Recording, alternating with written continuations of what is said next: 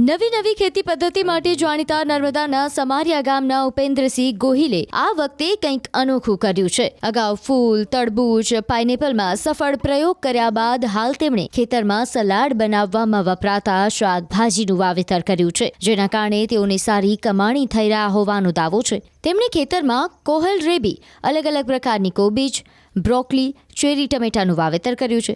નજીકમાં જ statue of unity હોવાથી અહીંની હોટલ્સમાં સલાડ માટે આ તમામ શાકભાજીની સારી ડિમાન્ડ રહે છે। ખાસ વાત એ છે કે આ પાક માત્ર 60 થી 70 દિવસમાં જ તૈયાર થઈ જાય છે। વળી આજે આરોગ્યપ્રદ રહેવાના ટ્રેન્ડના કારણે આવા શાકભાજીની ડિમાન્ડ પણ વધુ રહે છે। ઉપેન્દ્રસિંહ પોતાના ખેતરમાં થતો આ પાક વડોદરા, સુરત અને અમદાવાદ સુધી મોકલે છે અને સારી આવક મેળવી રહ્યા છે। બજારમાં કિલોના ભાવ 50 થી લઈને 100 રૂપિયા સુધી ઉપજે છે। અમે આ વર્ષે એક નવી ખેતી કરી છે।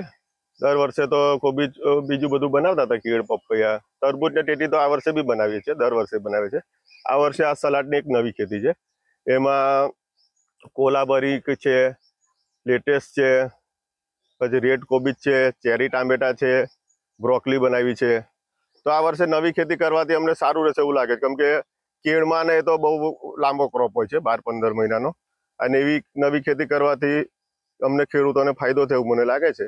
ને અહીંયા સ્ટેચ્યુ ઓફ યુનિટીમાં મોકલીએ છીએ, થોડું બીજું બરોડા માર્કેટમાં મોકલીએ છીએ। આવતા વર્ષે વધારે ખેતી કરીએ એવું લાગે છે। આ વર્ષે તો થોડો ડેમો જ બનાવ્યો છે। આ વસ્તુ સલાડમાં જ મોટા ભાગે ઉપયોગમાં લેવાય છે।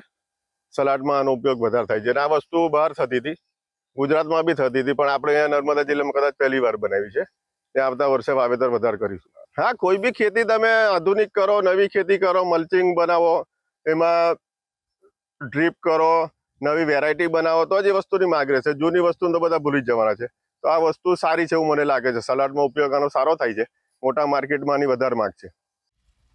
નવી ખેતી પદ્ધતિ માટે જાણીતા નર્મદાના સમારિયા ગામના ઉપેન્દ્રસિંહ ગોહિલે આ વખતે કંઈક અનોખું કર્યું છે। અગાઉ ફૂલ, તરબૂચ, પાઇનેપલમાં સફળ પ્રયોગ કર્યા બાદ હાલ તેમણે ખેતરમાં સલાડ બનાવવામાં વપરાતા શાકભાજીનું વાવેતર કર્યું છે, જેના કારણે તેઓને સારી કમાણી થઈ રહ્યા હોવાનો દાવો છે। તેમણે ખેતરમાં કોહલરેબી, અલગ અલગ પ્રકારની કોબીજ, બ્રોકોલી, ચેરી ટમેટાનું વાવેતર કર્યું છે। નજીકમાં જ સ્ટેચ્યુ ઓફ યુનિટી હોવાથી અહીંની હોટલ્સમાં સલાડ માટે આ તમામ શાકભાજીની સારી ડિમાન્ડ રહે છે। ખાસ વાત એ છે કે આ પાક માત્ર 60 થી 70 દિવસમાં જ તૈયાર થઈ જાય છે। વળી આજે આરોગ્યપ્રદ રહેવાના ટ્રેન્ડના કારણે આવા શાકભાજીની ડિમાન્ડ પણ વધુ રહે છે। ઉપેન્દ્રસિંહ પોતાના ખેતરમાં થતો આ પાક વડોદરા, સુરત અને અમદાવાદ સુધી મોકલે છે અને સારી આવક મેળવી રહ્યા છે। બજારમાં કિલોના ભાવ 50 થી લઈને 100 રૂપિયા સુધી ઉપજે છે। અમે આ વર્ષે એક નવી ખેતી કરી છે। દર વર્ષે તો કોબીજ બીજું બધું બનાવતા હતા, કેળ, પપૈયા, તરબૂચ ને ટેટી તો આ વર્ષે બી બનાવીએ છીએ, દર વર્ષે બનાવે છે। આ વર્ષે આ સલાડની એક નવી ખેતી છે। એમાં કોલાબરી છે, લેટેસ છે, પછી રેડ કોબીજ છે, ચેરી ટામેટા છે, બ્રોકોલી બનાવી છે।